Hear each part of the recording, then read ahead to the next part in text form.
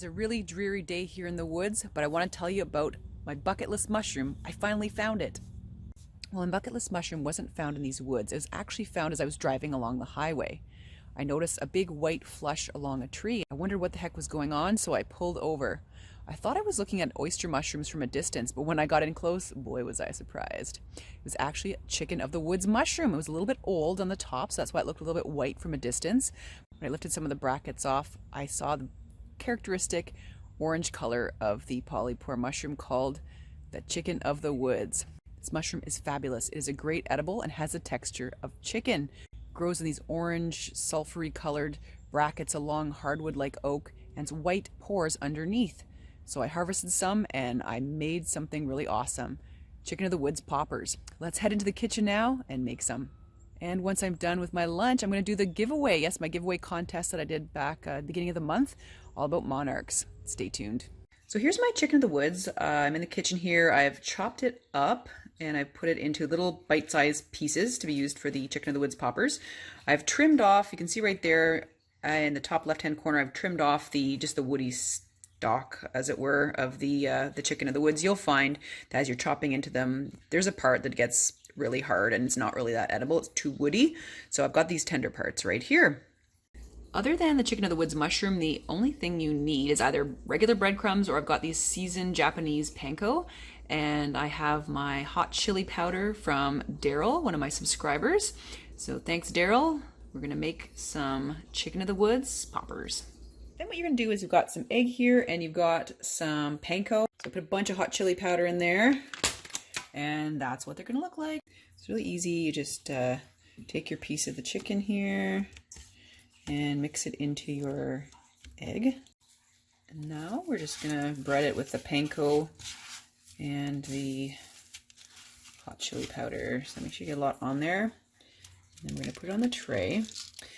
When they're all in the tray, I'm gonna put them in the freezer. You can enjoy them for later. Also, freezing them helps the breading stick to the mushroom for cooking later.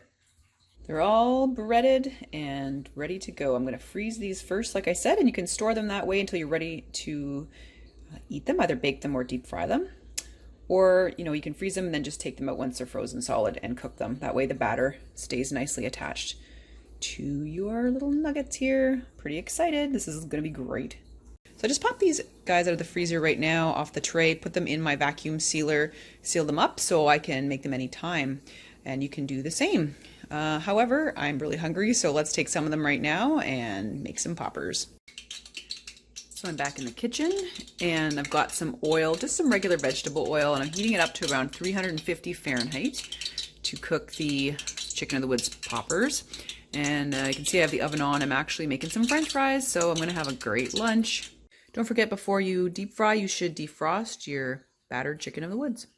Looks like we're just about at temperature there, so I'm just going to pop in my poppers. It's going to happen really quickly, guys. These need to cook for about 3 minutes until they're nice and golden brown. I smell the mushroom already. There we go. Keep an eye, and they turn nice and golden brown. Pop them out of there. Well, that was quick. 3 minutes. Longer and they're going to burn. So I'm just going to bring them over here and we're going to just drain them. So there we go. So almost a little bit too toasty there, but geez, these things cook really quickly. Just going to daub them off, get some of the grease off, and we'll plate it up with my fries. If you're not into having them really greasy, you can bake them on a baking tray in the oven. 350 or 400 until, again, they're golden brown and cooked all the way through. This is a mushroom you don't want to eat raw. It can give you a stomach upset. Some people actually have allergies to it. Very important that you test a little piece before you have a full meal. And when you bake them, the lovely lemony smell that emanates from your oven. There we go, my chicken of the woods poppers and some fries, some carrots, and I've got some barbecue sauce over there. My ketchup. Looks good. Let's give it a try. Okay, so nice and crispy. You can really smell the mushroom in here. Try some barbecue sauce.